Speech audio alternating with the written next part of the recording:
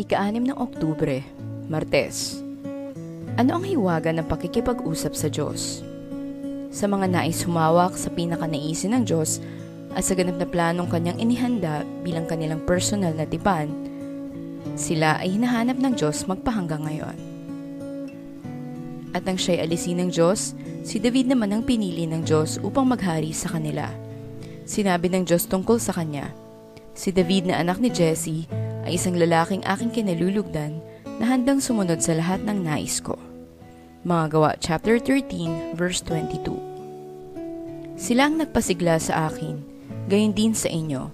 Pahalagahan ninyo ang gayong mga tao.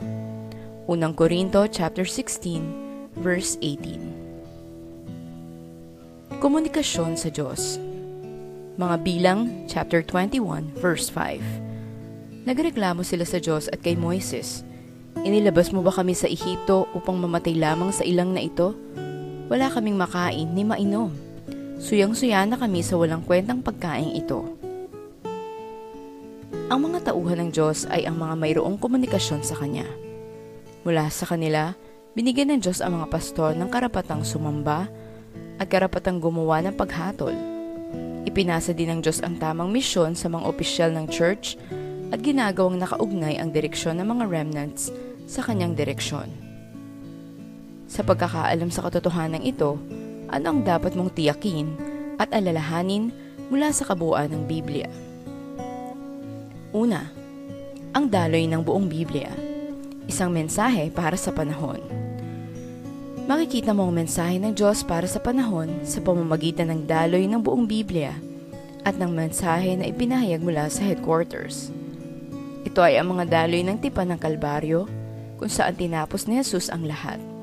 Ang tipan ng bundok ng mga olibo na ipinangako ang pagkilos ng kaharian ng Diyos at ang kapuspusan ng banal na Espiritu at ang pagkomisyon sa mga humahawak sa tipan.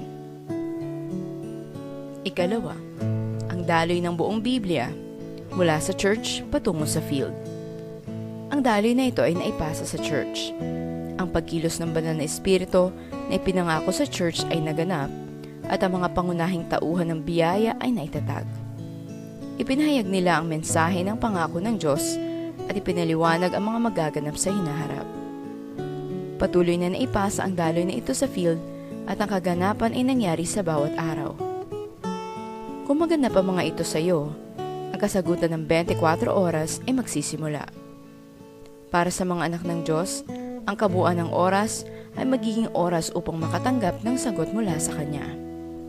Kung gayon, ang iyong mga kasalukuyang paghihirap ay mensahe ng Diyos at kasagutan para sa panahon.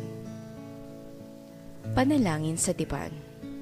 Mahal naming Diyos, tulungan mo po akong manatili sa pagpapala ng pakikipagkomunikasyon sa iyo.